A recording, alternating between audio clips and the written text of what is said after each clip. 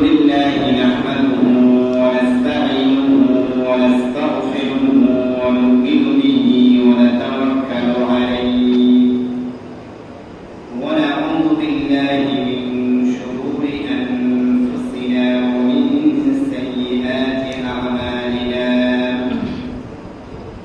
من يهده الله فلا مضل له ومن يضلله فلا هادي له ونشهد أن لا إله إلا الله وحده لا شريك له ونشهد أن سيدنا وسندنا ومولانا محمدا عبده ورسوله صلى الله تعالى عليه وعلى آله وصحبه وبارك وسلم تسليما أما بعد فقد قال الله تعالى في كلامه المجيد وفرقانه الحميد أعوذ بالله من الشيطان الرجيم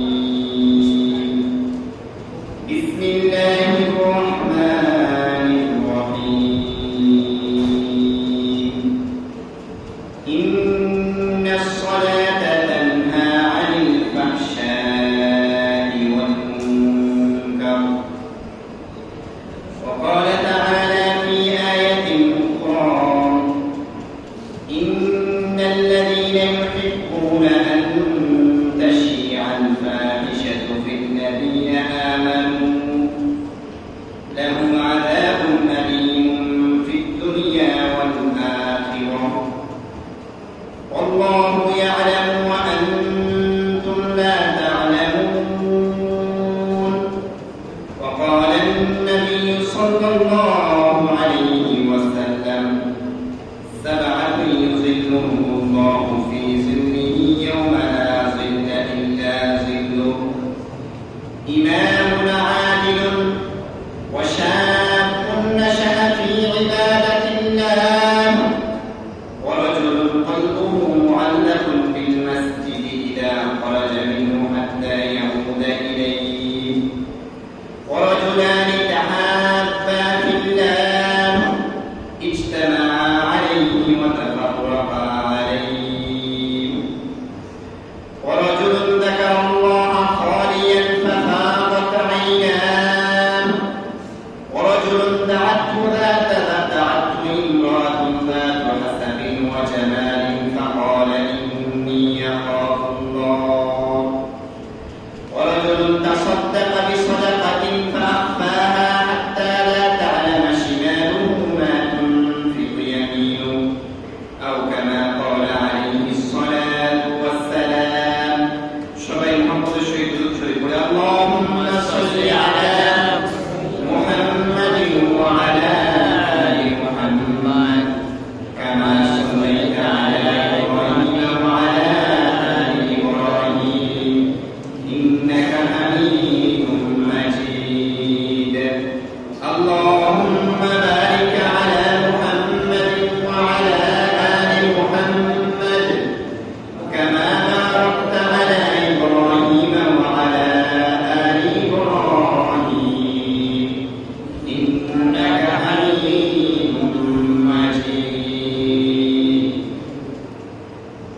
الحمد لله সাথে দিবার কেন্দ্রীয় মসজিদের উদ্যোগে আজকের এই ইসলামী মাহফিলে উপস্থিত সম্মানিত মুসল্লিয়ান-ই-কিরাম, প্রিয় যুবক ভাইরা, সম্মানিত মুরব্বিয়ান-ই-কিরাম, পর্দার আড়ালের সম্মানিত মা ও বোনেরা, আল্লাহ রাব্বুল আলামিন আল্লাহ জাল্লা জালালুহু আম্মা নাওয়ালুহু দরবারে লাখ কোটি শুকর আদায় করছি যে মহান রব্বুল আলামিন আমাদের সকলকে আজকে আরবি হিজরি বর্ষের প্রথম দিনে দিনে কিছু কথা বলা শোনার জন্য মসজিদে সমবেত হওয়ার তৌফিক দিয়েছেন। আমরা সকলে সেই মহান রবের কাছে শুকর আদায় করি আলহামদুলিল্লাহ। আজকে হিজরি নববর্ষ, হিজরি বর্ষের প্রথম দিন। ইসলামে যদিও নববর্ষ পালনের কোনো বিধান নেই, ইদানিং অনেক দিবস পালনের একটা অভ্যাস হয়ে গিয়েছে। নববর্ষ, জন্মদিন, বিভিন্ন এই যে বিষয়কে কেন্দ্র করে বিভিন্ন দিবস। ইসলামে কিন্তু দেখেন, ইসলামে এমন কোন দিবস কি নাই। নতুন বছর আসা এটা আনন্দ ফুর্তির বিষয় নয়, এটা আল্লাহর কাছে শুকরের বিষয়, নিজের অধিক কাজকর্মের জন্য আল্লাহর কাছে অনুতপ্ত হওয়ার বিষয়। খ্রিস্টানদের, বিভিন্ন অমুসলিমদের কালচার হচ্ছে নতুন বছর আসলে তারা খুব আনন্দ উদযাপন করে, নাজায়েজ আনন্দ ফুর্তি করে, নাচ গান বাদ্য বিভিন্ন উৎসবমুখর পরিবেশ যেটা ইসলামের বৈধ নয় সেগুলো সৃষ্টি করে। কিন্তু ইসলামে এমন কোনো কিছু কি নয়, বৈধ নয়। ইসলাম আমাদেরকে শিখাচ্ছে নতুন বছর এসেছে মানে আমার জীবন থেকে একটা বছর বিদায় হয়ে গিয়েছে, যে বছরটি আর কখনো ফিরে আসবে না। আমি সেই বছরটিকে আল্লাহর হুকুম মোতাবেক কাটাতে পেরেছি কিনা আমাকে সেই চিন্তা করা উচিত। যদি কাটাতে না পারি তাহলে আল্লাহর কাছে ক্ষমা চাওয়া উচিত, এবং যে সমস্ত ভালো কাজ করতে পেরেছি তার জন্য আল্লাহর শুকর আদায় করা উচিত। এবং আজকের দিনে আমি ভবিষ্যতে আর কোনো গুনাহ করব না এবং নেক কাজের মধ্যে লিপ্ত থাকবো, এমন একটা প্রতিজ্ঞা করা উচিত। ইসলাম শিখায় নতুন বছর আসলে তুমি এই প্রতিজ্ঞা করো। তোমার জন্মদিন এসেছে, তুমি কেক কাটবে, বিভিন্ন জন থেকে জন্মদিনের উইশ পাবে, বিভিন্ন উৎসব করবে, ড্যান্স করবে, আনন্দ ফুর্তি করবে। ইসলাম বলে এমন নয়। জন্মদিন কিন্তু ইসলামের মধ্যে জন্মদিন পালন করা ইসলামে কিন্তু বৈধ নয়। আমি আলোচনা শুরুতে জন্য বলছি, আমাদের সমাজে কিন্তু আপনারা এখানে অনেক যুবক ভাইরা আছেন, যুবক ভাইরা আলোচনা শুনতেছেন। আমাদের সমাজে সোশ্যাল মিডিয়ার কারণে, ফেসবুকের কারণে ইদানিং কিন্তু জন্মদিন পালন খুব ব্যাপক হয়ে গিয়েছে। আগে মানুষ কার কোন দিন জন্ম এটা সে নিজেও জানতো না, বন্ধু বান্ধব কি জানতো না। এখন কিন্তু এমনও আমার কাছে নিউজ আছে, ফেসবুক জন্মদিন পালন করেনি, ফেসবুকের মাধ্যমে বন্ধুরা জেনেছে, তো সে তাদেরকে কিছু খাওয়ায়নি, তাদেরকে নিয়ে উৎসব করেনি, আনন্দ ফুর্তি করেনি। এই জন্য তাকে পরবর্তীতে খেসারত দিতে হয়েছে, সময় ধরে নিয়ে গেছে না এসে। এই যে এমন একটা গুরুত্বপূর্ণ কালচার করে পড়ছে আমাদের দেশের সেলিব্রিটি, বিভিন্ন এই যে বিভিন্ন ক্ষেত্রে যাদের প্রভাব প্রতিপত্তি আছে অনলাইনের যুগে, তারা এটাকে এখন খুব আনন্দ মুখর করে এটা মনে হয় তাদের কাছে হয়ে গিয়েছে ঈদের দিনের চেয়ে বেশি আনন্দ। বাস্তব কথা বলছি, তো উদযাপন করা শুরু করছে। যেটা বললাম, ইসলামে কিন্তু জন্মদিন, মৃত্যু দিবস, জন্ম দিবস এগুলো পালন করা কোনোটাই কি নয়, বৈধ নয়। আমার নতুন বছরে আমি এসেছি, এটা আমার জন্য যেমন আল্লাহর কাছে শুকরের বিষয়, আবার আমার অতীত কর্মের জন্য আল্লাহর কাছে অনুতপ্ত হওয়ারও কি বিষয়। এবং ভবিষ্যতে আমি গুনাহ করবো না, আল্লাহর বিধান মোতাবেক জীবন পরিচালনা করব, এই প্রতিজ্ঞার বিষয়। তিনটা বিষয়, অতীতের গুনাহের জন্য লজ্জিত হওয়া, অনুতপ্ত হওয়া, ইস্তেগফার করা, ভালো কাজের জন্য আল্লাহর শুকর আদায় করা। আজকের দিন থেকে আমি ভবিষ্যতে আল্লাহর কাজে, দিনের কাজে আমাকে নিয়োজিত রাখবো, এগুলো শপথ করা। এটা হচ্ছে বিষয়। আজকে আমাদের আরবি নববর্ষের দিন, প্রথম দিনে আমরা ইনশাআল্লাহ আল্লাহর কাছে দোয়া করি, আল্লাহ তাআলা যেন আমাদের প্রত্যেকের জীবন থেকে হয়তো 30 বছর, 25 বছর, 50 বছর, এবার অনেক বছর অতিবাহিত হয়ে গিয়েছে, যে বছরগুলো অতিবাহিত হয়েছে আমাদের জীবনে সেইগুলোতে যদি কোনো গুনাহ থাকে, অবশ্যই আছে, আল্লাহ তাআলা যেন সে সমস্ত গুনাহকে মাফ করে দেন। এবং যে সমস্ত নেক কাজ করার তৌফিক হয়েছে, আল্লাহ তাআলা যেন সে সমস্ত নেক কাজের ভুল ত্রুটি ক্ষমা করে নেক কাজগুলোকে আল্লাহ তাআলা কবুল করে নেন। আমিন। এবং ভবিষ্যতে আমাদেরকে নেক কাজের মধ্যে, ভালো কাজের মধ্যে, দ্বীনি কাজের মধ্যে বেশি বেশি অংশগ্রহণ করার তৌফিক দান করেন। আমিন। আমি আজকে ইনশাআল্লাহ যুবক ভাইদের সম্পর্কে, যুবক ভাইদের করণীয় সম্পর্কে, যেহেতু অধিক আমার শ্রোতা ভাইরা আপনারা অধিকাংশই যুবক, বর্তমান সময়ে ক্ষেত্রাঞ্চলে তাদের অধিক করণীয় বিষয় সম্পর্কে কিছু আলোচনা করবো ইনশাআল্লাহ। আল্লাহ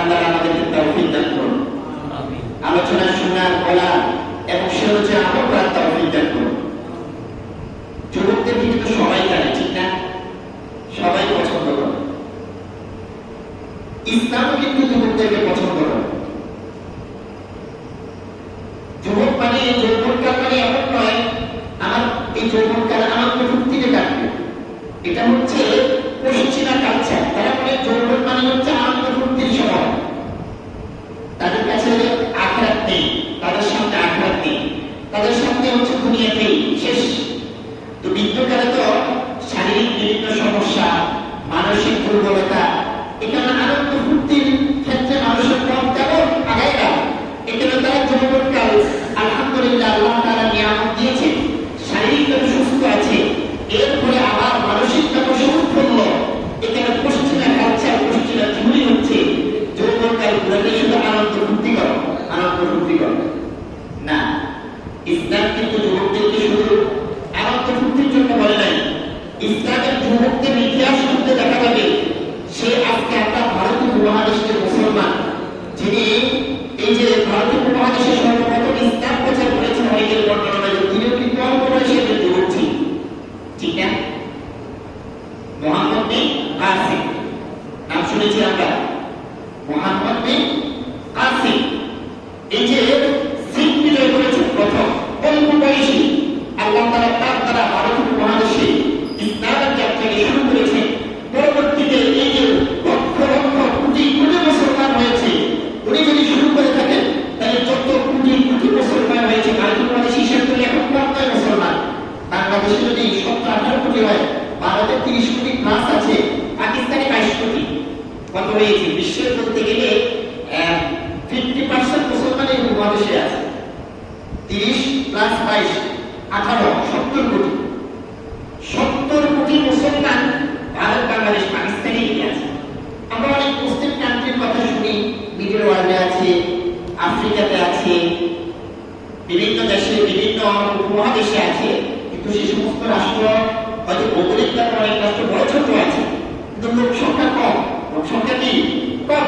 শুধুমাত্র ইন্দোনেশিয়া ছাড়া। আমাদের আলহামদুলিল্লাহ আমাদের এই যে ভারতীয় উপমহাদেশে, ভারত যদিও মুসলমান নয়, মুসলমান কান্ট্রি নয়, মুসলিম সংখ্যাগরিষ্ঠ কান্ট্রি নয়, বাংলাদেশ পাকিস্তান মুসলিম সংখ্যাগরিষ্ঠ কান্ট্রি, এখানে অনেক মুসলমানের বসবাস। তো যেটা বললাম, মোহাম্মদ বিন কাসিম যুবক বয়সে সিন্ধ বিজয় করেছেন। এই যে পরবর্তীতে যত মুসলমান হওয়ার সিলসিলা জারি থাকবে, আলহামদুলিল্লাহ ওনার আমল নামে একটা সওয়াব দেখা যায়, ঠিক না? ইসলাম যুবকদেরকে শিখিয়েছে দ্বীনের আলোকে, ইসলামের আলোকে, কোরআন ও সুন্নাহর আলোকে তার জীবনকে গড়বে। পশ্চিমা কালচার শিখিয়েছে তুমি শুধু ফুর্তি করবে, আনন্দ উৎসব করবে, তোমার আর কোনো কাজ নেই। ইসলামের বিধান এমনটা নয়। দেখেন, একজন বৃদ্ধ বয়সী বিদ্যার জন্য যেরকম ভাবে তার জন্য নামাজ পড়া ফরজ, 5 ওয়াক্ত নামাজ পড়া ফরজ, যুবকের জন্য কি 5 ওয়াক্ত নামাজ পড়া ফরজ নয়? ইসলামের যুবক সংখ্যা, প্রাপ্তবয়স্কের সংখ্যা আর বর্তমান রাষ্ট্রীয় নিয়ম, পশ্চিমা কালচারের প্রাপ্তবয়স্কের সংখ্যাও বেশ কম আছে। আমাদের দেশে অনেকে মনে করে যুবক হয় 18 বছর বয়সী, না এর আগে কি নয়, যুবক নয়, এর আগে যুবক নয়। কিন্তু ইসলামের দৃষ্টিকোণ থেকে একজন মানুষ প্রাপ্তবয়স্ক হয় 12 বছর থেকে শুরু হয়, কোনো মাস নাই, কোনটা অবশ্যই সে কি প্রাপ্তবয়স্ক। একজন 40 বছরের মধ্য বয়সী লোক, একজন 70-60 বছরের বিদ্যা, তাদের উপর যে হুকুম, কোন ছেলে যদি 14 বছরের প্রাপ্তবয়স্ক হয় বা এই যে কোনো আলামত নাই পাওয়া যায়, সে তার 15 বছর কমপ্লিট হয়ে যায়, তাহলে কিন্তু 70 বছরের বিদ্যার শরীয়তের যে হুকুম, ওই 15 বছরের যুবক যুবতীর একই হুকুম, ঠিক না? যুবকদের জন্য কি নামাজে ছাড় আছে? ছাড় নেই। যুবকদের জন্য কি অন্যান্য শরীয়তের বিধিবিধানে ছাড় আছে? পর্দার ক্ষেত্রে ছাড় আছে? নেই। আল্লাহ তাআলা যুবকদের আমল করা পছন্দ করেন। ইসলামের সংখ্যা অনুযায়ী 13-14 বছর, 15 বছর থেকে যুবকদের শুরু হয়ে গিয়েছে। কিন্তু আমরা অনেকে মনে করি এই সময়টা আসছে, আমাদের ইবাদতের শুরুতে সময় আসে নাই, আমাদের সময় আসে নাই, আরেকটু পরে না। আমার জীবন কতটুকু? আমার এই জীবন তো বেশি নয়, এরা আমাদের সময় আমি খুব বেশি পাবে এখন।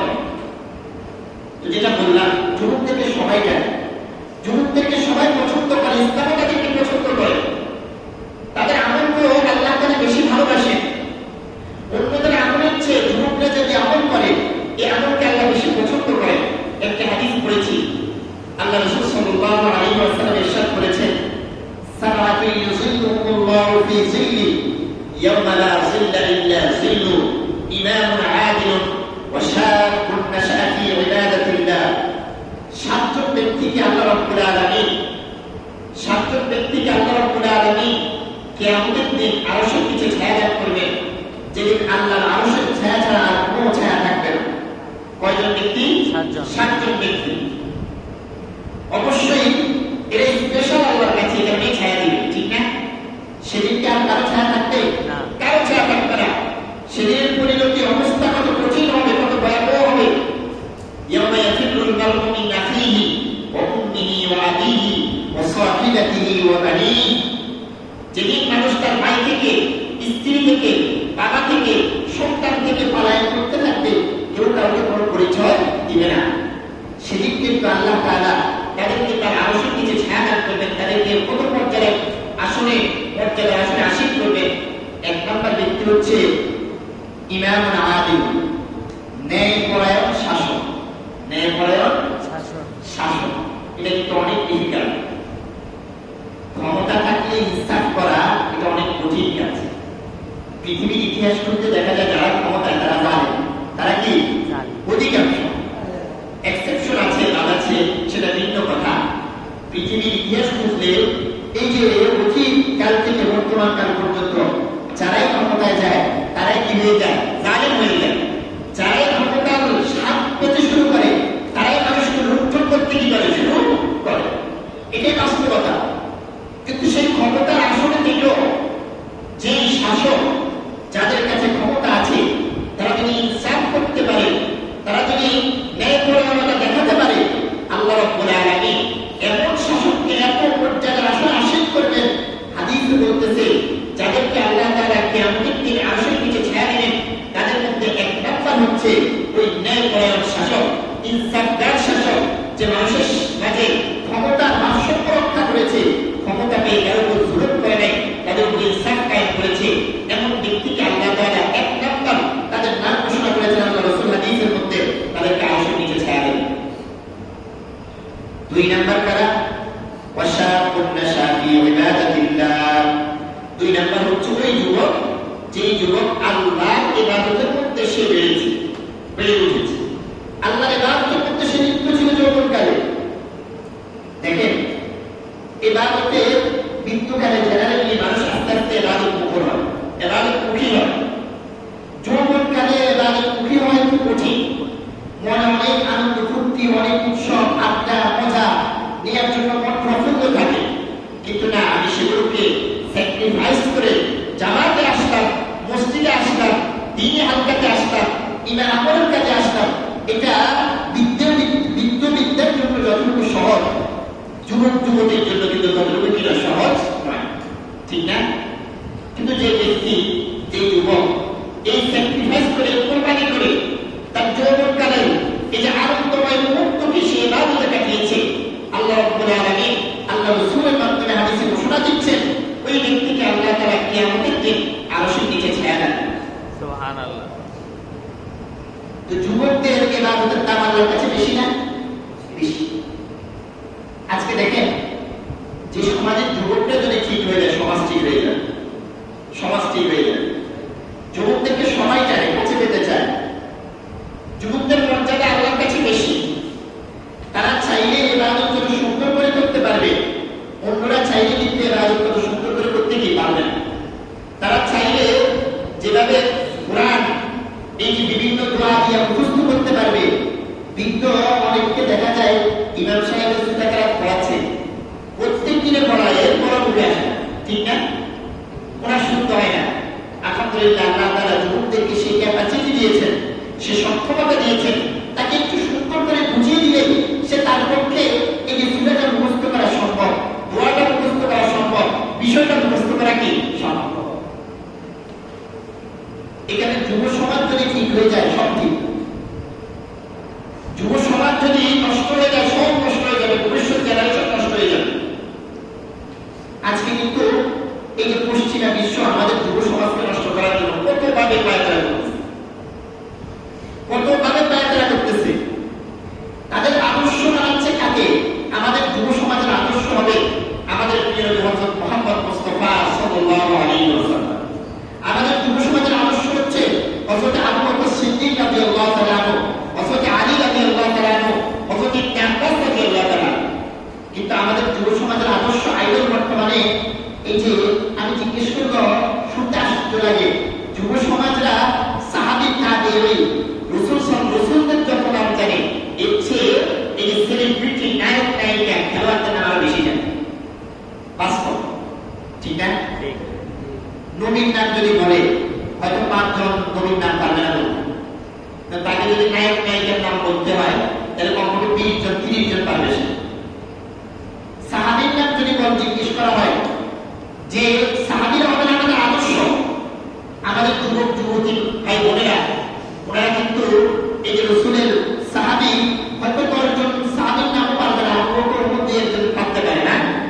কিন্তু তাকে যদি খেলোয়াড়দের নামের কথা জিজ্ঞাসা করা হয়, টিকটকারের নামের কথা জিজ্ঞাসা করা হয়, ইউটিউবের নামের কথা জিজ্ঞাসা করা হয়, বর্তমানে এই বাক্সটা নতুন করে অ্যাড হয়েছে, আগে ছিল না, তাইলে কিন্তু সেরকম হয়তো 20, 30, 50, 100 বলে ধরতে পারে। এগুলো তাদের আইডল হয়ে গেছে। এটা আমাদের জন্য অত্যন্ত দুঃখের। আমাদের তো আইডল হচ্ছে, আমাদের আদর্শ হচ্ছে মুহাম্মদুর রাসূলুল্লাহ সাল্লাল্লাহু আলাইহি ওয়াসাল্লাম। লাকাদ কানা লাকুম ফি রাসূলিল্লাহি উসওয়াতুন হাসানাহ। তোমাদের জন্য রয়েছে আল্লাহর রাসূলের মধ্যে উত্তম আদর্শ। পৃথিবীতে আর কারো মধ্যে উত্তম আদর্শ কি নাই। দুঃখের বিষয় বলছি, ইদানিং নাকি তাদের মনে হয় এই যে প্রভাব কিছুটা কমেছে। গত 2 বছর আগে ঘটনা, আমি বিটিএস না আমাকে আমার একজন ছাত্র, সে কয়েকদিন আমাকে প্রভুদের সম্পর্কে একটু পড়েন, দেখেন এবং এই সম্পর্কে কিছু বলেন। আমি প্রথম গুরুত্ব দিই না, আমাদের দুনিয়া তো ডাটা রেখে দিই। পরে আস্তে আস্তে আমি কিছু খোঁজ খবর নিয়েছি, এরা 7 জন বড় হয় না। এই 7 জন সদস্যের জন্য বাংলাদেশের আমার মনে হয় লক্ষ লক্ষ যুবতী পাগল, লক্ষ লক্ষ হাজার হাজার না। আল্লাহ এরা তাদের আইডল। এরা কোন দিন কি করে, কোন দিন কি গান গাইছে, কোন দিন কিভাবে নাচছে, কোথায় গেছে, কে কোথায় আছে, কে কিভাবে চলে, সব মুখস্থ। এদের জন্য নাকি মেয়েরা এই যে সাউথ কোরিয়া নিয়ে পারে সেখানে যাওয়ার জন্য প্রস্তুত। নাউযুবিল্লাহ। ছেলেরা তাদের সান্নিধ্য পাওয়ার জন্য কত আকাঙ্ক্ষা, কত তাদের প্রতি ভালোবাসা। এটা তো আমাদের আদর্শিক করা যায়, এটা আমাদের কালচারাল করা যায়, এটা আমাদের সাংস্কৃতিক করা যায়। এটা যখন আইডল হয়েছে, এরা আস্তে আস্তে এদেরকে, যারা তাদেরকে আইডল করেছে এদেরকে কোথায় নেবে? জাহান্নামে, নিশ্চিত জাহান্নামে নেবে। তারা আমাদের কিভাবে আদর্শ? কেন আমাদের ক্যাবলা ঠিক করতে হবে, আমাদের গতি ঠিক করতে হবে। যুবক ভাইয়েরা, আমাদের ক্যাবলা তো হচ্ছে মক্কা মুকাররমা, আমাদের আদর্শ হচ্ছে মুহাম্মদুর রাসূলুল্লাহ সাল্লাল্লাহু আলাইহি ওয়াসাল্লাম, আমাদের আদর্শ হচ্ছে আল্লাহর রাসূলের সাহাবীরা, আমাদের আদর্শ হচ্ছে তাবেঈনগণ, আমাদের আদর্শ হচ্ছে হক্কানি উলামায়ে, আমাদের আদর্শ হচ্ছে এই যে আল্লাহওয়ালা দিনদার মুসলমানেরা, আমাদের আদর্শ বিটিএস সহ এই যে ইউটিউবার, টিকটকার, ফেসবুকার, এরা আমাদের কিনা আদর্শ নয়। আজকে যুবক ভাইদের এই যে এগুলোতে জড়িয়ে যাওয়ার কারণে যুবক ভাইদের কিন্তু অনেক অধঃপতন চলে আসছে, অনেক অধঃপতন আছে। আজকে দেখবেন সমাজে কিভাবে এগুলো একটা ডায়ালগ যদি এই যে ভাইরাল হয়, সবার মুখে মুখে সেটা শুরু, সবার মুখে মুখে শুরু হয়। এটা আমাদের জন্য দুঃখের। তো আমাদের এগুলো থেকে বিরত থাকতে হলে আমাদের কি করণীয়? কিভাবে আমরা ইনশাআল্লাহ আমাদের মুসলিম আইডেন্টিটি, মুসলিম পরিচয়কে আমরা বহাল রাখতে পারবো, সেই সম্পর্কে ইনশাআল্লাহ কিছু আলোচনা করব। আল্লাহ তাআলা আমাদেরকে আমল করার তৌফিক দান করুন। আমিন। 1 নাম্বার, আমাদের যুবক ভাইরা 1 নাম্বার যেটা আমাদের বিষয়, সহজ বিষয়, পরবর্তীতে আস্তে আস্তে অনেকগুলো আসবে। 1 নাম্বার আমাদের দায়িত্ব হচ্ছে নামাজের ব্যাপারে যত্নবান হওয়া, কন্টিনিউ। এটা কিন্তু মোস্ট ইম্পর্টেন্ট, সবার জন্যই গুরুত্বপূর্ণ। কিন্তু যুবক ভাইদের জন্য, যে মুসলমান নামাজের ক্ষেত্রে অবহেলা শুরু হয়, তার আস্তে আস্তে সব কাজে অবহেলা শুরু হয়। নামাজ আজকে আলহামদুলিল্লাহ মসজিদে যদি আমাদের আসা যাওয়া হয়, ফিতনার যুগ, কত ফিতনা, কত ফিতনা। বাদিউ বিল আমালি ফিতনান কাফিতুল লাইলিল মুসলিম ইউসবিহু রাজুলু মুমিনা ওয়া ইউমসি কাফিরা ওয়া ইউমসি মুমিনা ওয়া ইউসবিহু কাফিরা। বাস্তব আল্লাহ রাসূল বলেছেন বাদিরু বিল আ'মালি ফিতানা, তোমরা ফিতনার মোকাবেলায় আমল করে করে এগিয়ে যাও, কারণ ফিতনা এমন ভাবে আসবে মেঘের মতো আঘাত হয়ে আসবে, এই যে সেই ফিতনার কারণে সকালবেলায় কেউ মুমিন থাকবে কিন্তু সন্ধ্যাবেলা সে কাফের হয়ে যাবে, সন্ধ্যাবেলায় মুমিন থাকবে সকালবেলা কাফের হয়ে যাবে, এই অবস্থা। কিন্তু আমরা যুবক ভাইয়েরা আফসোসের বিষয়, আমরা কিন্তু নামাজের ক্ষেত্রে অনেক কাফের। নামাজ অশ্লীল অন্যায় কাজ থেকে মানুষকে বিরত রাখে, এটা নিশ্চিত। যে যুবক নামাজের ব্যাপারে যত্নবান হবে, যুবক নয় শুধু, যে যুবতী, যে বৃদ্ধ, যে পুরুষ, যে নারী, যেই হোক না কেন, নামাজের ব্যাপারে যদি যত্নবান হয়, আস্তে আস্তে তার মধ্যে এই যে ফিতনা থেকে বেঁচে থাকার বিশাল মধ্যে এসে পেয়ে যাবে। নামাজ থেকে যদি গাফিল হয়ে যায়, তাহলে তাকে শত ফিতনা তাকে গ্রাস করে দেবে, ইন্নাস সালাতা তানহা আনিল ফাহশাই ওয়াল মুনকার, নিশ্চয়ই নামাজ মানুষকে অশ্লীলতা, অন্যায় কাজ থেকে বারণ করে। এই কারণে যুবক ভাইয়েরা নামাজের ব্যাপারে যত্নবান হয়। নামাজ কত বড় বিষয় ইসলামে দেখেন। আল্লাহ রাসূল সাল্লাল্লাহু আলাইহি ওয়াসাল্লাম জিন্দেগিতে সাধারণ অভ্যাস ছিল না, উনি কাউকে কখনো বদদোয়া দিতেন না। আল্লাহ রাসূলকে অনেক নির্যাতন করেছে কাফেররা, অনেক জায়গায়, কিন্তু আল্লাহ রাসূল জিন্দেগিতে কখনো বদদোয়া দেন নাই, দিয়েছেন? দেন নাই। উনি দোয়া করতেন। তয়ফে আল্লাহ রাসূল সাল্লাল্লাহু আলাইহি ওয়াসাল্লাম নির্যাতিত হয়েছে, আল্লাহ রাসূলের শরীর রক্তাক্ত হয়েছে। আল্লাহ তাআলা ফেরেশতাদেরকে এই যে আল্লাহ রাসূলকে অফার দেওয়া হয়েছে, আপনি যদি বলেন তাহলে পাশের দুই পাহাড়ে গিয়ে এদেরকে নিষ্পিষ্ট করে দেওয়া হবে।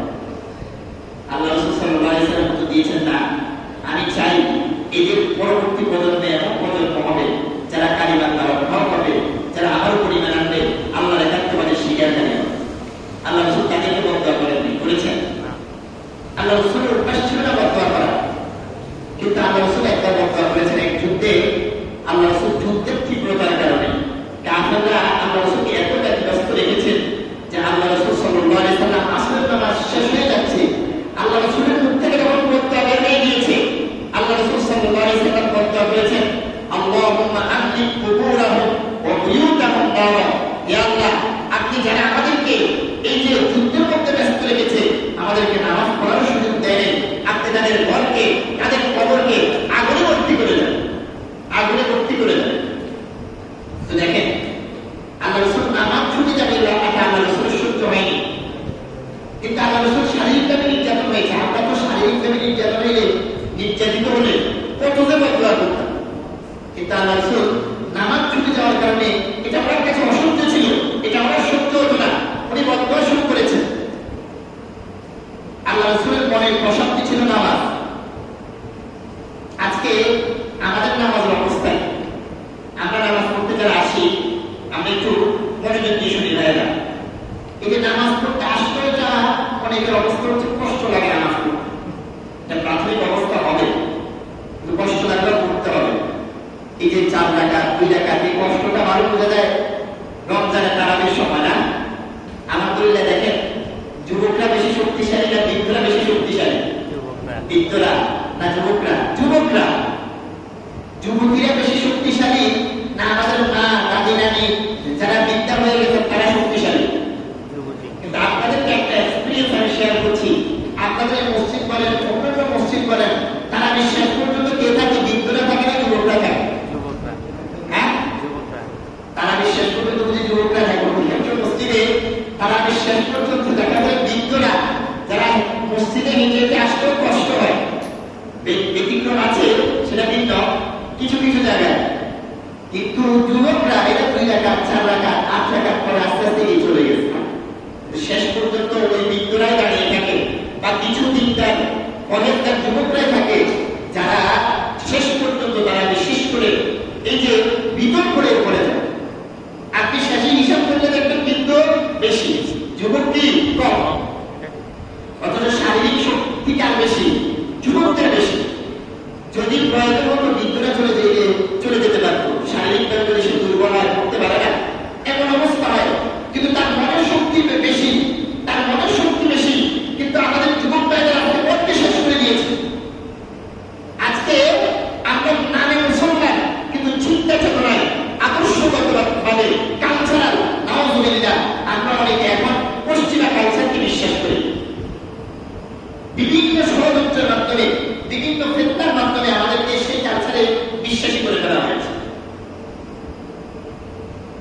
এটা কিন্তু একটা বড় সিরিয়াস বিষয়, অনেক সিরিয়াস বিষয়। এটা কিন্তু ইমান বিধ্বংসীকারী। আমি ইনশাআল্লাহ সেটা সম্পর্ক কিছু আলোচনা করব। তো আমার যুবক ভাইয়ের 1 নাম্বার কাজ হচ্ছে, আমাদের বর্তমান সহজ কাজ হচ্ছে আমরা নামাজ কন্টিনিউ আদায় করি ইনশাআল্লাহ, ঠিক না? নামাজ এমন একটা ইবাদত যেটা ছাড়ার কোনো সুযোগই নেই। আমি আপনাদেরকে কিছু সিম্পল উদাহরণ দিই। দেখেন, অনেক ইবাদত আছে ওজনের কারণে ছেড়ে দেওয়া যায়। আপনি রোজা ওজনের কারণে ছেড়ে দেওয়া যায়। আপনি শারীরিকভাবে খুব দুর্বল, আপনার পক্ষে এটি হচ্ছে না রোজা রাখা। যুবক, সে একটা অ্যাক্সিডেন্ট হয়েছে, সে রোজা রাখতে পারতেছে না, এই যে তার জন্য রোজা না রাখার অনুমতি আছে। কিন্তু নামাজ এমন একটা ইবাদত, নামাজ কখনো ছাড়ার অনুমতি আছে নাই। নামাজ এমন একটা ইবাদত, কখনো ছাড়ার অনুমতি নেই। আমি পুরো মাসআলাতে দেখি নেই, কিন্তু বাংলাদেশের বাইতুল মুকাররমের মুফতি আব্দুল মালিক দামাত বারাকাত ওনার মুখে বয়ান শুনেছি, বাস্তব সত্য এটা। নামাজ এমন একটা ইবাদত, দেখেন কোন পুরুষ যদি নৌকা দিয়ে, লঞ্চ দিয়ে, জাহাজ দিয়ে সমুদ্র বা নদী ভ্রমণ করতেছে, লঞ্চ ডুবে গেছে, আমি আপনাদেরকে টাইম সিলেক্ট করে দিচ্ছি, আসলে নামাজের সময় ধরেন না যে লঞ্চটা কি ডুবে গেছে। এখন অনেক লোক নদীর মধ্যে সাঁতার কাটতেছে, মুসলমান নদীর মধ্যে সাঁতার কাটতেছে পাড়ে ওঠার জন্য, পুলে ওঠার জন্য, কিন্তু তার আসল নামাজ পড়া হয় নাই। মাগরিব কাছাকাছি চলে আসতেছে, মাগরিব আযান দিয়ে দিবে। এটা কিন্তু শরীয়তের মাসআলা হলো সাঁতার কাটা অবস্থায় যেভাবে পারেন আপনি নামাজের নিয়ম করে আপনি ওইভাবে নামাজটা আদায় করেন, ওই টাইমেও নামাজ ছাড়ার পারমিশন কি নাই। দেখেন কত কঠিন অবস্থা। ওই টাইমে নামাজ ছাড়ার কোনো, এই যে নামাজ ছেড়ে দিতে পারবে, নামাজ ছাড়ার শুধু একটা অপশন হলো কেউ যদি বেহুশ হয়ে যায়, তার কোনো হুঁশ নাই, পাগল হয়ে গেছে, তো সে আমাদের তো তার এই যে সেন্সে নাই, সে কি করবে? কিন্তু সেন্স আছে, যত রোগই হোক না কেন সেই রোগের সমাধান আছে। আপনি যদি দাঁড়ায় পড়তে পারেন দাঁড়ায় পড়বেন, বসে পড়তে পারলে বসে পড়বেন, ইশারা করতে পারলে ইশারা করবেন। আপনার শরীরে এই যে পুরাটাই নাপাক, কোনো পাক হওয়ার কোনো সুযোগ নাই, গেলে ওই অবস্থায় পড়বেন। যেভাবে নামাজ ছাড়ার কোনো সুযোগ কি নাই। শুধু আমাদের মা-বোনদের এই যে মাসে নির্দিষ্ট সময় তারা নামাজ ছাড়তে পারে, কিন্তু পুরুষের জন্য কোনো অবস্থাতেই নামাজ ছাড়ার কোনো পারমিশন কি নাই। প্রাপ্তবয়স্ক নামাজ এমন একটা ইবাদত, মুসলমানের সমাজ থেকে যদি নামাজ শেষ হয়ে যায়, নামাজ চলে যায়, অন্যান্য ইমান বিধ্বংসীকারী সব পুরো সমাজে ছড়িয়ে পড়ে। এটা আমার কথা নয়, আপনাদেরকে এটা রেফারেন্স দিচ্ছি। হযরত ওমর রাদিয়াল্লাহু তাআলা, আমরা সবাই ওনাকে চিনি, ঠিক না? ওমর রাদিয়াল্লাহু তাআলা ওনার গভর্নরদের কাছে একবার চিঠি লিখলেন, অর্ডিন্যান্স জারি করলেন, অধ্যাদেশ জারি করলেন। বর্তমান দেখেন, বর্তমান পার্লামেন্ট নেই, আইন করতে হলে আমাদের অন্তর্বর্তীকালীন সরকারের প্রধান উনি অর্ডিন্যান্স ইস্যু করেন, অধ্যাদেশ জারি করেন। তো ইসলামীয় তৎকালীন যুগে পার্লামেন্ট সিস্টেম কি ছিল না, গণতান্ত্রিক এই কাঠামো কি ছিল না, ওনারা ফরমান জারি করতেন, অর্ডিন্যান্স জারি করতেন। ওমর রাদিয়াল্লাহু তাআলা যে অর্ডিন্যান্সটা জারি করেছেন সেটাই নামাজের গুরুত্ব কত বেশি তার প্রমাণ গ্রহণ করে। ওমর রাদিয়াল্লাহু তাআলা আন্নাহু কাতাবা ইলা উমারিহি, ওমর রাদিয়াল্লাহু তাআলা তার সমস্ত গভর্নরদের কাছে লিখে পাঠালেন, ইন্না আহাম্মা উমুরিকুম ইনদিয়াস সালাহ, হে গভর্নররা, তোমরা মনে করেছো এই যে ট্যাক্স উঠানো এটা আমার মেইন কাজ, অমুক কাজ করে এটা আমার মেইন কাজ, এই যে অপরাধীদেরকে ধরা এটা মেইন কাজ না। আমার রাষ্ট্রের মেইন কাজ হচ্ছে, সবচেয়ে গুরুত্বপূর্ণ কাজ হচ্ছে নামাজ। রাষ্ট্রীয়ভাবে ফরমান জারি করেছেন কে? ওমর রাদিয়াল্লাহু তাআলা। ইন্না আহাম্মা উমুরিকুম ইনদিয়াস সালাহ মান হাফিজাহা ওয়া হাফিজাহা হাফিজা দীনা, যে ব্যক্তি নামাজের ব্যাপারে যত্নবান হলো সে দ্বীনের অন্যান্য বিষয়ের ব্যাপারে যত্নবান হলো। যে ব্যক্তি নামাজকে ধ্বংস করে দিল সে দ্বীনের অন্যান্য সব বিষয় ধ্বংস করে দিল। এই কারণে আমার যুবক ভাইরা আপনাদেরকে প্রয়োজনভাবে অনুরোধ করছি, আজকে নামাজের ব্যাপারে আমরা উদাসীন, নামাজের ব্যাপারে সচেতন হয়ে এক নাম্বার কাজ হচ্ছে এটা। আজকের এখান থেকে আমাদের প্রতিজ্ঞা করতে হবে জিন্দিগিতে নামাজ ছাড়বো। এটাই হলো মুসলমানদের এক নাম্বার কাজ। এক নাম্বার কাজ ইমানের পর, ইমানের পরে এক নাম্বার কাজ নামাজ। আপনি এখানে যে একজন মাদ্রাসার ছাত্র থাকতে পারে, দেখেন মুসলমান নামাজ ছাড়তে পারে এটা কল্পনাই করা যায়, কিন্তু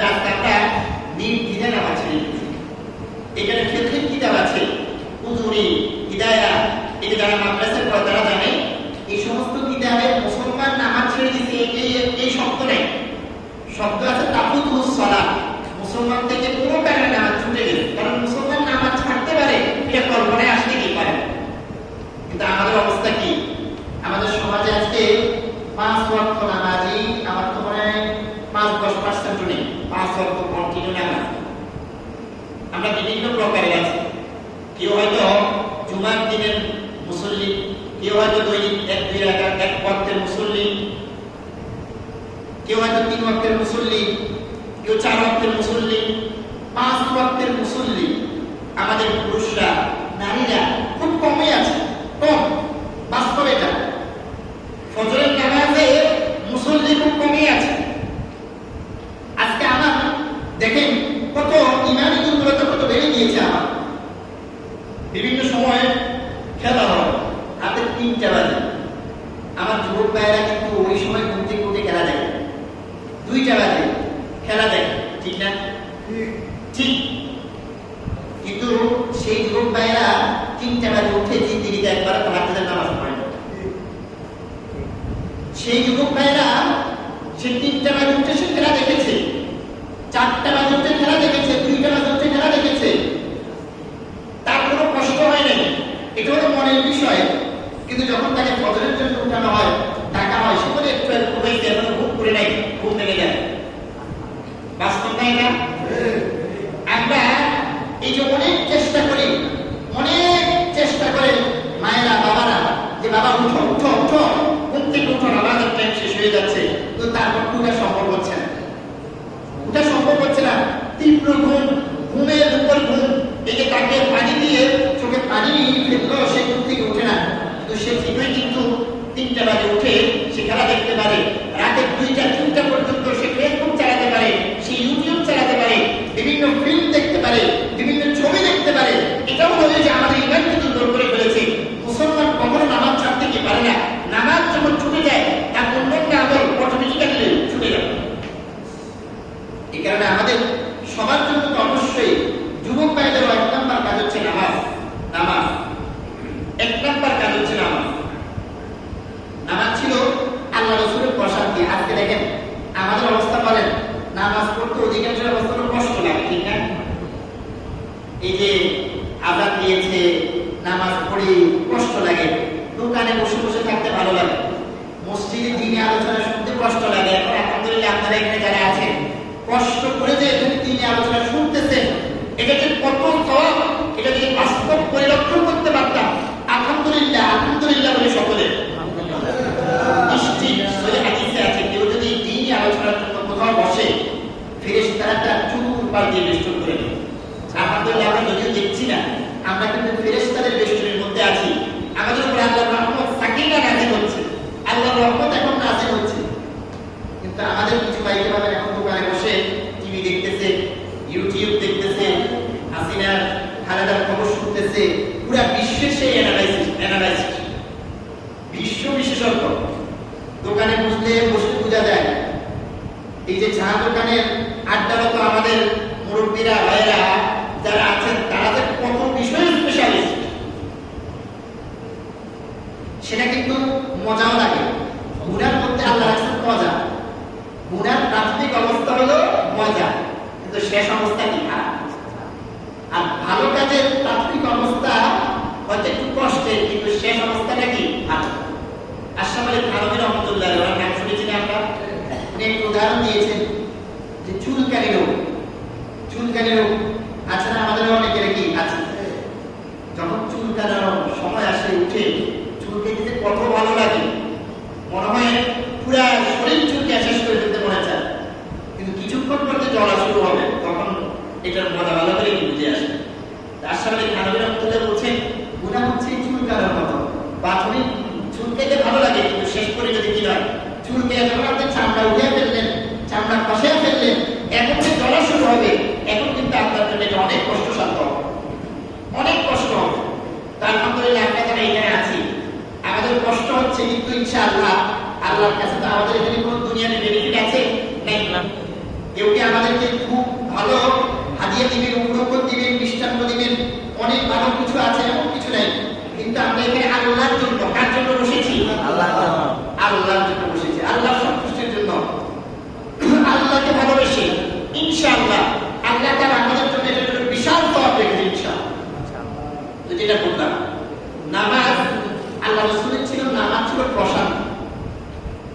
এটা আমরা যদি নামাজ অভ্যস্ত হয়ে যাই আমাদের জন্য এটা প্রশান্তি হবে। এক হাদিসে আসছে আল্লাহ রাসূল সাল্লাল্লাহু আলাইহি সাল্লাম নামাজ শেষ করছেন, ধরেন মাগরিব শেষ করছেন, ঈশাটা এখনো হয় নাই, কিন্তু আল্লাহ রাসূলের কাছে নামাজের আগ্রহ ছিল। বেলাল বলতে যে বেলাল থেকে আযানের টাইম হয় নাই, ইকামতের টাইম হয় নাই, কেন আযান দিচ্ছ না, কেন ইকামত দিচ্ছ না? এখন বেলাল তো টাইম টেবিল ফিক্সড আছে, সেটা তো কি সেই অনুযায়ী আযান দিবেন, ইকামত দিবেন, নামাজের ব্যবস্থা করবেন না, এই যে মাগরিবের সময় সব পড়বেন, এটা তো সম্ভব না।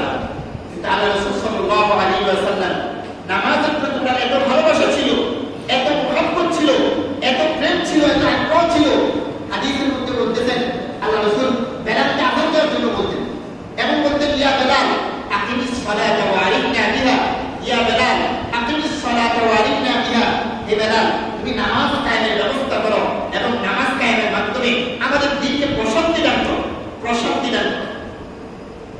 আজকে আমাদের কাছে নামাজ যদি এমন হয় তাইলে কিন্তু আমরা সফল। নামাজ ছুটে যাবে একজন মুসলমানের, এটা ইম্পসিবল, ইম্পসিবল, এটা অসম্ভব। নামাজ ছুটে গেলে তার কাছে অনেক কষ্টকর মনে হবে। আমরা এই যে বিভিন্ন সময় সফরে যাই, দেখবেন পুরা বাসে দুই একজনে ড্রাইভার করবে নামাজের টাইম এসে বাকি সবাই বসে থাকে, কিন্তু দুই একজন যারা নামাজি তার জন্য কিন্তু এই যে টাইম শেষ হয়ে যাচ্ছে, ড্রাইভার বাস থামাচ্ছে না, এটা তার জন্য কষ্টকর। এমন অবস্থা যদি হয় তাহলে আমি রিয়েল মুমিন, আমি হাকিকি মুমিন, আমি বাস্তব মুমিন, আমি পাক্কা ইমানদার, আমি খাঁটি ইমানদার, ইনশাআল্লাহ এই যে ইমানদারদের সাথে আমার হাসর হবে, ইমানের সাথে আমি মৃত্যুবরণ করতে পারবো।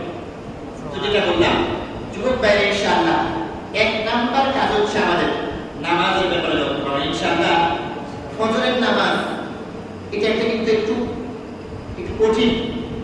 ঈশার নামাজ হাদিসে আছে, ইন্না আফদালাস সালাত আলাল মুমিনিন সালাতুল ঈশা ওয়া সালাতুল ফজর, মুমিনদের উপর সবচেয়ে কঠিন নামাজ হচ্ছে ঈশার নামাজ আর ফজরের নামাজ। কিন্তু এই দুই নামাজের সওয়াব বেশি।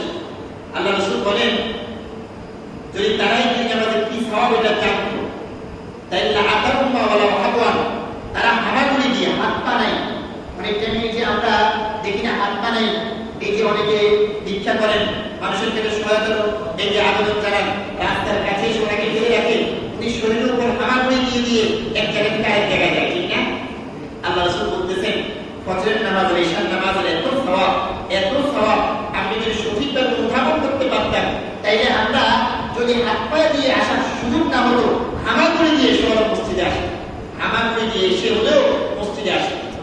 ইনশাআল্লাহ আমি এই যে সমস্ত যুবক ভাই বোনেরা, যে সমস্ত এলাকাবাসী মুরব্বীরা যারাই শুনছেন, এই যে মাইকের আওয়াজ যেখানে যাচ্ছে, যে সমস্ত আমার ভাইরা এখানে উপস্থিত আছেন, আমরা আজকে থেকে হিম্মত করবো ইনশাআল্লাহ, জিন্দেগিতে এক ওয়াক্ত নামাজও ছুটবে না, এক ওয়াক্ত নামাজও ছুটবে না। এই হিম্মত করতে রাজি আছেন ইনশাআল্লাহ? একটা হাত তুলে দেখে ইনশাআল্লাহ, আল্লাহ তাআলা কবুল করুন। আমিন, আমিন, আমিন। এক নাম্বার কাজ হচ্ছে নামাজ। নামাজ ঠিক, সব ঠিক। কিয়ামতের দিন সর্বপ্রথম কোন আমলের হিসাব হবে? নামাজ। নামাজ।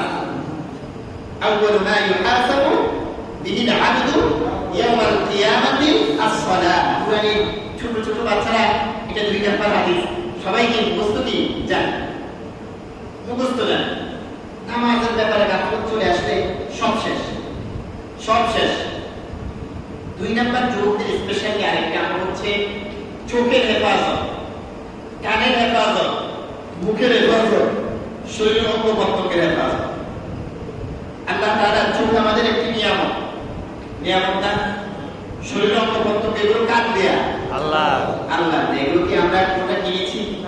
কিনি নাই। দেখেন একজন মানুষ মারা গেলেও কিন্তু শরীরের অঙ্গ প্রত্যঙ্গগুলো আছে, কাজ করে না কেন? রূহ নাই। আল্লাহ তাআলা এই অঙ্গ প্রত্যঙ্গগুলো দিয়েছেন, রূহ দিয়েছেন। এই অঙ্গ প্রত্যঙ্গগুলো ততদিন পর্যন্ত কাজ করবে যতদিন পর্যন্ত রূহ সাথে থাকবে। একজন মানুষ মারা যায়, মারা যাওয়ার টাইমে কিন্তু হাতও চলে যায়, যায় না, চোখও চলে যায়, যায় না, কি যায়? রূহ। রূহ কোথায় কেউ জানি না, না?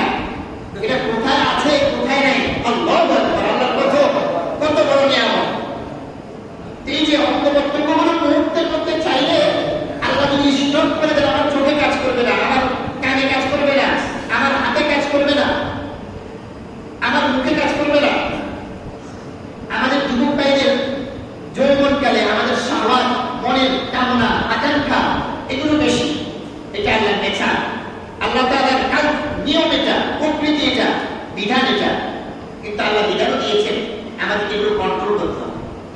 হবে?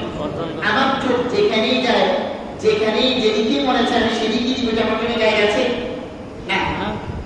আমার কান যেটাই শুনতে মনে চায় সেটাই শুনবে, এটা আমার কোনো জায়গা আছে? না। চোখের হেফাজত এটা যুবকদের জন্য, শুধু যুবকদের জন্য না, বর্তমান মোবাইলের যুগে সবার জন্য।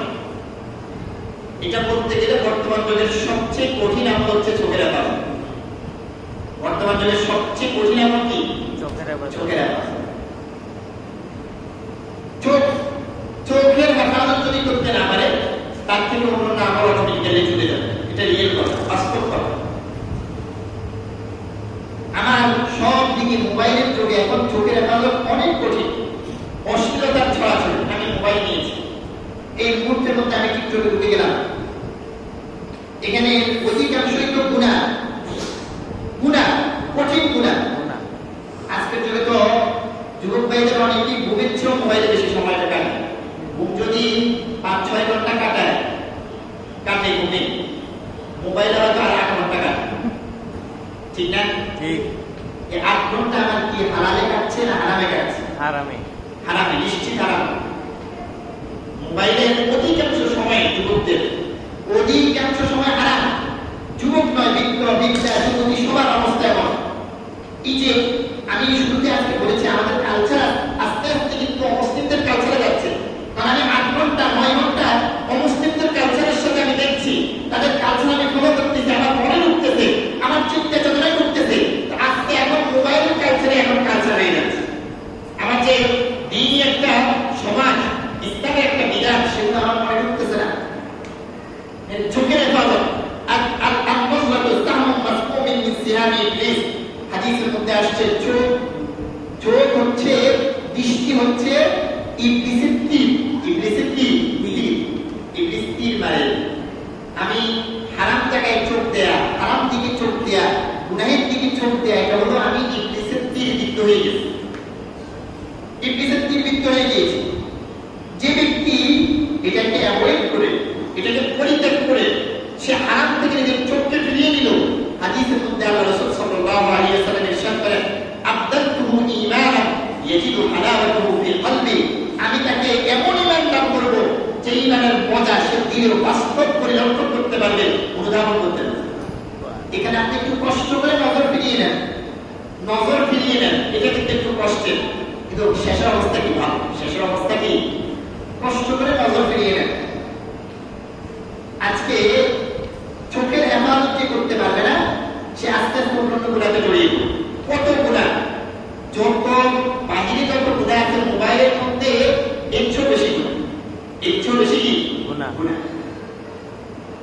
আস্তে আস্তে একটা অসভ্য সমাজ, অসভ্য কালচার, খারাপ কালচারে আমরা পড়ে গেছি। আগে টিকটক করতো 2-1 মানুষ, নষ্ট খারাপ প্রকৃতির ছেলে মেয়েরা। এখন তো প্রত্যেক বাড়িতে টিকটকার, প্রত্যেক বাড়িতে টিকটকার। ঠিক না? এই যে কোন দিকে যাচ্ছে আমরা? আর টিকটক, ফেসবুক, ইউটিউব এগুলোতে আস্তে আস্তে দেখেন, প্রথমে তাকে সত্য ভদ্র হিসাবে আসতে টিকটক করায়, কিন্তু এগুলোর শেষ পরিণতি হলো অশ্লীলতা। যে যত কাপড় খুলতে পারবে সে টিকটকে ভিউ তত তার বেশি হবে। আস্তে আস্তে সেদিকে নিয়ে যাবে আপনাকে, আমাকে, সবাইকে। আলহামদুলিল্লাহ, আল্লাহ তাআলা হেফাজত করুন, আল্লাহ তাআলা হেফাজত করুন। এটা অনেক কঠিন। বর্তমান যুগের দাজ্জাল হচ্ছে এটা, বর্তমান যুগের দাজ্জাল। এই কারণে মোবাইলের যুগে, অনলাইনের যুগে, এই যে এই যুগে কিন্তু চোখের হেফাজত করা সবচেয়ে কঠিন। তো যুবক ভাইদের 2 নাম্বার কাজ যেটা বললাম, চোখের হেফাজত করি। জিন্দেগিতে আমরা ইনশাআল্লাহ জিন্দেগিতে এই প্রতিজ্ঞা করব, গুনাহ দেখলে আমি চোখে ফিরিয়ে নিব, হয়তো মাঝে মাঝে মনে হবে যে এই যে ভালো লাগবে, কোনো গুনাহ থেকে পড়ে গেল, সাথে সাথে সে তওবা করে আবার ইস্তেগফার করবে। এখন বলতে পারেন যে হুজুর, আমার তো এটা থেকে বিরত থাকা সম্ভব হচ্ছে না, কিভাবে কেমনে বিরত থাকবো? মোবাইলের গুনাহ, চোখের গুনাহ, এটা থেকে বিরত থাকার অনেকগুলো পদ্ধতি আছে। 1 নম্বর পদ্ধতি হচ্ছে, আমরা এই যে নামাজের ক্ষেত্রে যত্নবান হয়, এটা একটা বিষয় অনেক উপকারী। 2 নম্বর হচ্ছে, যারা এগুলো থেকে বিরত থাকেন, অজ্ঞানে আলেম ওলামার সোহবতে থাকেন, তাদের কাছে আসা যাওয়া হয়।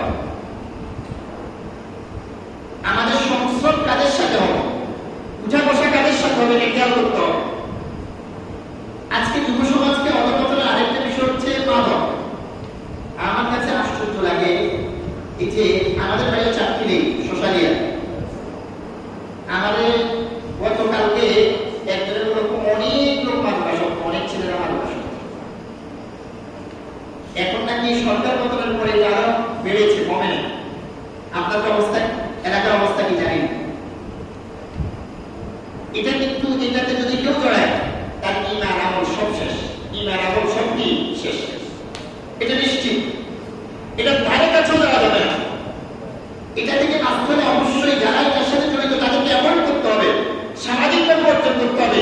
এ জিন্দিগিতে বন্ধু হতে পারে না। খেয়াল করবেন, যে মাদক আসক্ত, যে মোবাইলে আসক্ত, এর জিন্দিগিতে বন্ধু বানাবেন। এর যদি বন্ধু বানানো তাহলে আপনার লাইফটাও কি শেষ, আপনার লাইফটাও শেষ। ইনশাআল্লাহ 2 নম্বর কাজ যেটা বললাম, নজরের হেফাজত। ইনশাআল্লাহ আমরা ইনশাআল্লাহ চেষ্টা করব, ইনশাআল্লাহ আমাদের নজরকে হেফাজত করতে ইনশাআল্লাহ আল্লাহ তাআলা তৌফিক দেন। 3 নম্বর কাজ হচ্ছে 1 নম্বর নামাজ, 2 নম্বর নজরের হেফাজত, 3 নম্বর ভালো সঙ্গী নির্বাচন করা। আমি কাদের সাথে চলবো? আলহামদুলিল্লাহ আমার জেনে ভালো লেগেছে, এখানে কিছু যুবক ভাইরা এই যে এরকম একটা দ্বীনি ইসলামী মাহফিলের আয়োজন করেছে। আমি দিল থেকে তাদের জন্য দোয়া করি, আল্লাহ তাআলা তাদের সকলের চেষ্টাকে কবুল মঞ্জুর করে নেন। এটা বর্তমান যুগে তো এটা অনেক কঠিন। যুবকরা যে কয়েকজনে একসাথে গানের ব্যবস্থা করে না,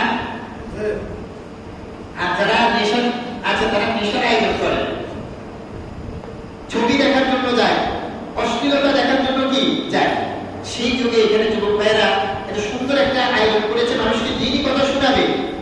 সমাজে দেখবেন অনেকে এটা আবার বিরোধিতা করবে, তারা কি করে, কিন্তু তাদেরকে বুঝতে হবে এই বয়সে তো সে গুনার দিকে রাখতে পারতো, অন্যায়ের দিকে রাখতে পারতো, হারামের দিকে রাখতে পারতো, নেশার দিকে রাখতে পারতো, খেলার দিকে রাখতে পারতো, দর্শনের দিকে রাখতে পারতো। সে মানুষকে রাখছে ইমানের দিকে, মানুষকে রাখছে নামাজের দিকে, মানুষকে রাখছে দিনের কথা বলার দিকে। এই কারণে আমরা তাকে অ্যাপ্রিশিয়েট করবো, তাকে আমরা যথাযথ সহযোগিতা করবো, না তার বদনাম করবো, সহযোগিতা করবো। এই যে এরকম দিন সার্ভেন্ট তৈরি করে এককভাবে কিন্তু ফেতনায় বেশি গ্রাস পায়। একটা নিয়ম, আপনি কারোর সাথে মিশেন না, এক ফেতনা এসে আপনারা শেষ করে দেবেন। আপনি এমন থাকতে হবে যে আমি ফেতনার মোকাবেলা অবশ্যই হিসেবে কাজ করবো ইনশাআল্লাহ। এই যে যেমন এই যে কিছু যুবক ভাইরা এখানে দিনই মাহফিলের আয়োজন করতেছে, আমি এদের সাথে সম্পর্কে আমি মোটামুটি দিনই আলোচনা করতেছেন, আমি তাদের কাছে একটু আসা যাওয়া করি, তাদের থেকে দিনের কথা শুনি। সুহবত এটা একটা অনেক বড় বিষয়। বর্তমান যুগে যুবক ভাইরা 8 ঘন্টা 10 ঘন্টা সুহবত দেয় কাফের, খ্রিস্টানের, ইহুদি, নাসারা, টিকটক আর ফেসবুক আর ইউটিউবার। সে যতক্ষণ শুনে ততক্ষণ তাদের সুহবতে আছে, ঠিক না? অনেকে কয় এখন ওয়াজ বেড়ে গেছে। আর আমি ওয়াজ কই আসছে, ওয়াজ তো বছরে একবার দিবার হয় এলাকায়, কিন্তু এই যে ইউটিউবের গান, নাচ, এই যে অশ্লীলতা, এগুলো তো সে দিনে 4-5 ঘন্টা 8 ঘন্টা 10 ঘন্টা দেখে। তাইলে ওয়াজ হয়ে রয়েছে। আজকে জুমার দিনে ওয়াজ হয়েছে, কয়জনে শুনেছে? কিন্তু এই যে জুমার পর হয়তো বাসায় গেছে, সে ইউটিউব চালু করে দিয়েছে, শেষ। একটার পরে একটা দেখছে, নাটক দেখছে, গান দেখছে। এই জন্য আমাদের দরকার হচ্ছে হক্কানি ওলামা ইকরাম, যারা দ্বীনের কথা বলে, দ্বীনের দিকে ডাকে, যারা আমার মতে হক্কানি ইসলামের সঠিক ব্যাখ্যা প্রদান করে, তাদের সবুত বহন করা, তাদের কাছে আসা যাওয়া করে। 3 নম্বর কাজ হচ্ছে এটা। এই কয়েকটা কাজ যদি আমরা করতে পারি ইনশাআল্লাহ, তাই ইনশাআল্লাহ আমরা এই ফিতনার যুগেও, যুবক ভাইরা ইনশাআল্লাহ ফিতনার যুগেও আল্লাহ তাআলা আমাদের ঈমানকে মজবুত রাখবেন, আমাদেরকে ফিতনা থেকে হেফাজত করবেন এবং আমাদেরকে দ্বীনের ক্ষেত্রে অগ্রগামী হওয়ার তৌফিক দান করবেন ইনশাআল্লাহ। আমি আযানের প্রায় কাছাকাছি সময় হয়ে গিয়েছে, যে কথাগুলো বললাম আল্লাহর কাছে দোয়া করি আল্লাহ তাআলা যেন আমাকে, আপনাদের সকলকে এই কথাগুলোর যে আমল করার, বুঝার, আমল করার তৌফিক দান করেন। আমিন। ওয়া আখিরু দাওয়ানা আলহামদুলিল্লাহি রাব্বিল আলামিন। নামাজের আযান হবে কিছুক্ষণ পরে, ওযু ইস্তেঞ্জার প্রয়োজন থাকলে আমরা ওযু ইস্তেঞ্জা করব।